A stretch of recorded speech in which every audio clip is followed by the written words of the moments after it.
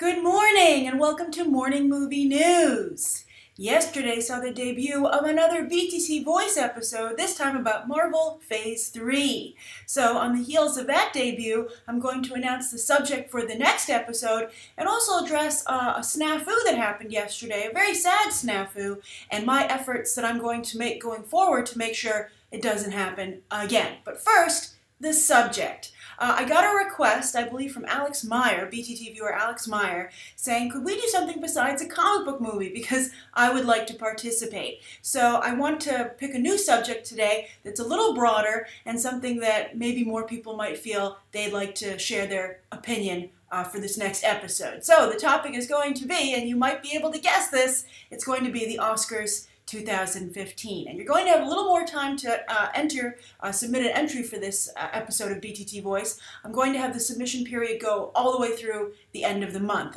throughout the holidays, because I know this is a busy time, and also some of you probably have to go and see some of these films still. So the deadline is going to be New Year's Day, January 1st, 2015. And I'll get into the submission process in a moment because it has to do with that snafu. But anyway, I just want to give you a couple of pointers about what to discuss because this is a broad topic, so I want to give you just some direction. You can share your thoughts on the frontrunners. That's Birdman, Boyhood, The Imitation Game, and The Theory of Everything.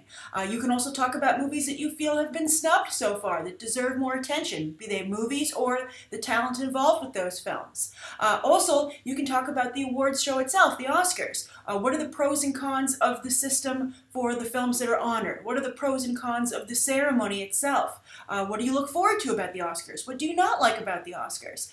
You have a lot that you can comment on. I think this will make for a very diverse episode with a lot of different opinions, flying left and right. That's the way it should be. And again, but don't forget that your submission has to be around 30 seconds in length. So that's the subject matter, the Oscars 2015. Let's talk about the submission process and that snafu.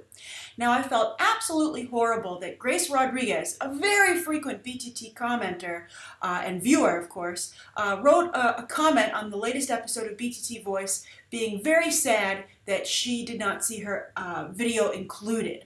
And, you know, again, we get a lot of submissions. Not every single submission can make the cut, but if you're a very frequent commenter like Grace, another Grace, you know, who I am very aware of from seeing you online all the time in the comment section, where, you know, I am as well, always, you know, talking back and forth with you guys, which I love so much. It's extremely unlikely that you wouldn't be included in the episode. You'd have to do something pretty egregious or, you know, not follow the rules. But it turned out that I never got Grace's video. It must have gotten caught in my spam filter or something, or maybe there was just some kind of error, but I never received it. But there was no way for Grace to know that because she wasn't aware of the confirmations that I sent. And also, in the past, I've been downloading all the videos at once when it's time to edit the video. So perhaps it would have been out of my spam filter by then. So I want to do a little bit more of a concrete system that's going to combat anyone slipping through the cracks. Because to make matters even worse, not only is Grace a very frequent viewer of the show, but she was having a bad day, and I think that the BTT Voice episode should have cheered her up to see herself a part of the group. She said it was a big hurdle for her to submit because she was nervous about her accent. Nobody should ever be nervous about submitting unless it's, you know, about what you want to say. This is a very friendly place, and I'm so happy that nobody has ever really bullied anybody in a BTT Voice episode. And if they were, that comment would be deleted. It's a safe place for you to share your thoughts, and that should never keep you from submitting. But anyway, it was a big deal for her to submit, and to not see her episode was really just the straw that broke the camel's back on a bad day instead of one that turned it around. And that was very sad, and I want to thank also personally the BTT viewers who jumped in there and consoled her before I even saw the message. So I think that's so wonderful because you guys, you kept this from snowballing for her emotionally more so than it did. So I want to personally thank 13 Roxas 13, Stephen Corey, Dwayne Brown, Marcus Luera, and Strident. You guys, guys and girls, are just so wonderful to do that. It just shows what a great place the BTT community is. And I think one of the reasons these videos work out so well because you guys are all just really awesome people. So, Grace, I hope you submit. Again, you said you weren't sure you were going to do it, but now you kind of have to. We're all very eager, especially to meet you in person, so I'll be on the lookout for that. So make sure that you submit. Everybody, I think that, you know, if you are a regular submitter so far, we've done 3 of these. Fantastic. Can't wait to see you again. And if you're on the fence, I hope you'll consider submitting for this Oscars episode. So how do you do it? You make a video of around 30 seconds. It can be a little over, it can be a little under, but please don't go too much over or it's just too much for the editor, Clayton, to go through. It just is not fair to him. So keep it to around 30 seconds. Upload it to your YouTube account as an unlisted video. Not a private video, but an unlisted video. Then send that unlisted video link to me. My email address, grace@gracerandolph.com. Now this is how it's worked in the past, but the way we're going to combat anybody slipping through the cracks is that if you don't hear a confirmation email from me in 48 hours that I have successfully downloaded your video to add to the submission pile for this upcoming episode, send me again. Email me again or write me a message here on a video, one that's just been posted. I'll see it. The best time to reach me on a video is the first 24 to 48 hours that it's been posted. You can always get me on Twitter, Facebook. Just reach out to me. Don't be shy. There's just obviously a lot going on all the time, but I think I've been pretty good at catching these comments and these messages from you guys. So please just make sure you get in there so that your submission is in the submission pile. All right, so hopefully that'll work. And Grace, I can't wait to see what you have to say about the Oscars 2015. All right, so let's move on to the 3 stories of the day. Now, speaking of awards season, we're actually seeing a little bit of a bump. And that's because we're seeing it not only with the box office, as we discussed on Monday, yesterday on Movie Math, several films got quite a box office bump from the Golden Globe nominations, but we're seeing a career bump for some of those nominees. One is JK Simmons in Whiplash. He's up for Best Supporting Actor, and it's looking like he's going to be taking this award home at every single award show throughout the season. This is his year. It's like Alan Arkin and Christopher Plummer. Alan Arkin for Little Miss Sunshine, Christopher Plummer for Beginners. It's just the industry has decided that's a great performance, it's a great actor, it's a great career, it deserves to be rewarded. And it looks like not only is he getting the gold, but he's getting the gigs. And this is a big one. He has just signed on to co-star alongside Tom Hiddleston, that's right, Loki himself, in Kong Skull Island for Legendary. Let's hope JK Simmons sticks around a little bit longer than Bryan Cranston in Legendary's Godzilla. But, while Tom Hiddleston is Loki, JK Simmons is no slouch in the fanboy street cred department himself. He, of course, is J. Jonah Jameson from Sam Raimi's Spider-Man trilogy, and that kind of tough-barking, gutsy character is probably how people best know J.K. Simmons. It's also the kind of character he plays in Whiplash. But any Legend of Korra fan knows that he does a wonderful job playing the much softer, yet no less beloved character of Tenzin on that animated series. He voices that character. He does a fantastic job. It's such a different side of J.K. Simmons, and I'm curious to see which side is on display in Kong. It's very hard to say this title, by the way. When you read it, it's great. But Kong Skull Island, Kong without King Kong, is a little bit of a tongue twister. And I wouldn't be surprised if down the line Legendary changes it to King Kong Skull Island, because Kong Skull Island is just, I don't know, maybe it's just me. Write down below if you have a hard time saying this as well. But I think J.K. Simmons is a wonderful addition to this cast. Couldn't have happened to a nicer guy. Tom Hiddleston's a great guy too. Just so many nice people working in Hollywood today, so I think that's very exciting. Now the other person who's gotten a career boost is Michael Keaton. Birdman is all about a former actor who played a superhero, Birdman, trying to revive his career, and it's a very meta film where it draws a lot from Michael Keaton's real life experiences. And so there's some thing where it's even seeming to go beyond Birdman being meta to actually reviving Michael Keaton's career. And that's great. Michael Keaton's a really great actor who actually takes a lot of risks. Of course, he's best known for his role as Batman, the least showy role in that franchise, of course, is Batman, but he is a fantastic Beetlejuice. He was great in Multiplicity. I love Multiplicity. It's one of my favorites. He's just a fantastic and talented actor, which is one of the reasons I think he does such a good job in Birdman. There are hidden depths to Michael Keaton. But anyway, he has a very interesting gig on the horizon that he might be signing on for. He's been circling it, and it looks like it's coming together, unless Tom Hanks steals it away from him. But to be competing with Tom Hanks for roles is not a bad place for Michael Keaton to be, considering where he was like just a year ago. So what is the movie? Well, it's called The Founder, and this movie is about the founding of McDonald's. Yes, this script is said to do the social network treatment for McDonald's, the burger empire we all know so well. It's struggling a little bit actually these days as more high-end chains like Chipotle try and move into the space, and Panera Bread. But McDonald's, is a survivor and has been really it's the Coca-Cola of fast food. And it actually serves quite a lot of Coca-Cola. But anyway, this is going to tell the story of Ray Kroc, and this is the role that Michael Keaton wants and the one that Tom Hanks turned down. Tom Hanks turned down this role when it was offered to him. Jeremy Renner is a producer on this film, by the way. Maybe Jeremy Renner will pop up in it. There are a couple of good roles here, as you're about to hear. But Jeremy Renner is producing, and he offered this to the Saving Mr. Banks team of John Lee Hancock, the director, who also did The Blind Side, so this is right up his alley. And of course, the man who played Walt Disney so well, as you might recall, Saving Mr. Banks was my favorite movie last year, and they wanted Tom Hanks to play Ray Kroc. But Tom Hanks turned it down, and so did John Lee Hancock at the time. But John Lee Hancock looks like he's about to actually come back and close a deal. So there's some speculation that Tom Hanks will say, hey, well, if John's in, so am I. But if he's not, Michael Keaton wants this role. So Ray Kroc is someone who discovered back in 1950s California the McDonald brothers, Mac and Dick, you get it? Mac and Dick McDonald, and he thought they had a wonderful setup going with their restaurant, and so he actually, franchised it and opened the very first McDonald's, and there was a struggle for control of the McDonald's that we know today. Not going to tell you how it ends, so it's supposed to be a pretty interesting movie, though, and shed a little bit of light on something that's part of most people's everyday, or at least weekly life. So I think that sounds like a great idea, so the roles, of course, are Ray Kroc that Michael Keaton wants, but then there's those McDonald brothers, Mac and Dick, and don't be surprised if Jeremy Renner is one of them. Another actor, though, getting behind the camera, we know that DiCaprio and Brad Pitt do it quite successfully. Reese Witherspoon, she is really on fire this year. She's nominated for Best Actress Drama for Wild, but also Gone Girl got a ton of nominations across the board, and she's the producer on that film, or one of the main producers.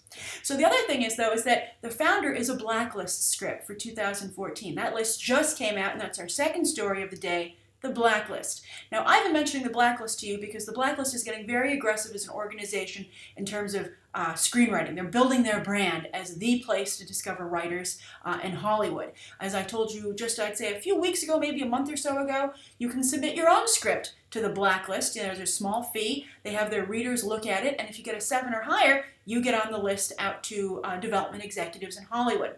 But today, we're going to discuss the official Blacklist. Those are the top scripts that come out of this organization, and they're the best unproduced scripts in Hollywood. Now, this has been going on for quite some time. You'll often hear about scripts being on the Blacklist. The Imitation Game was a Blacklist script.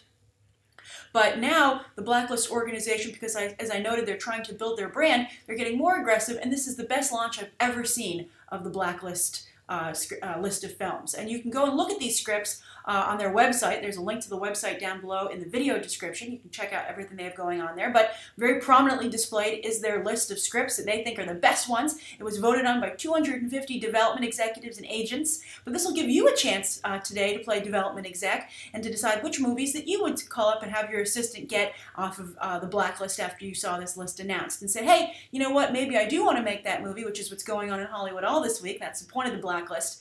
So you can decide which scripts that you would pick to maybe pursue further for your company. So I have the ones that I've picked out. I picked out a couple of them. There are a lot. I'd say there are about like maybe 20 or so, but I picked out just a couple. The top one was Catherine the Great, a bio of the Russian queen, written by a female screenwriter, Christina Lauren Anderson, and I think that sounds like a very interesting project, and I think it just points to the power of the female moviegoer right now, and how maybe, although these are, again, unproduced scripts, so far no one's bit, and they need the Blacklist to champion them. But Catherine the Great, everybody agreed this was the best script out of the lot, out of all the Blacklist scripts of like the year, so that's pretty amazing. That's a pretty good vouch for that script. And you know, Elizabeth had a lot of success. The Cate Blanchett role spawned a sequel, but then of course Marie Antoinette, the Sofia Coppola movie, not as successful. But Catherine the Great, I think that could be a really interesting movie and a great role for an actress. Then Rockingham. This is another script. This was actually second, and this is the O.J. Simpson trial from two different points of view. O.J. Simpson's sports agent, and then also LAPD detective Mark Furman. Now that's of course a very infamous name to some people at this point, but I think that sounds like an interesting way to look at a very lightning rod period in this country's history, and also with a little bit of the passage of time. I think maybe there was a lot of emotional things going on at the time. I believe it was around the time of Rodney King, so that was coloring it a little bit. So I think that to look back at that now could be very interesting. Another script on there is I Am Ryan Reynolds, and it's quote-unquote an inside look at the marriage, career, and mental state of 2010's Sexiest Man Alive. Now, to me, this only works if Ryan Reynolds will star, but if he will star, this could be like Being John Malkovich, a new version for that. It could be a great fun film, and it could be a really good thing for Ryan Reynolds, although maybe he doesn't want to rock the boat considering he has Deadpool finally coming up. Another script I thought sounded fantastic was Wonka. This is a reimagining of Willy Wonka through an origin story. We love to do that these days, but it's a little bit of a darker and edgier take, and it shows Wonka's rise to power in the chocolate world during World War II, and will culminate with him acquiring his, famous or infamous factory. So I think that sounds really fantastic, and that's a script I think could do quite well with the right casting and director. Then the other one I picked was Merc, which is about a disgraced former soldier who finds success with a private security company, but this company's illegal tactics challenge his worldview.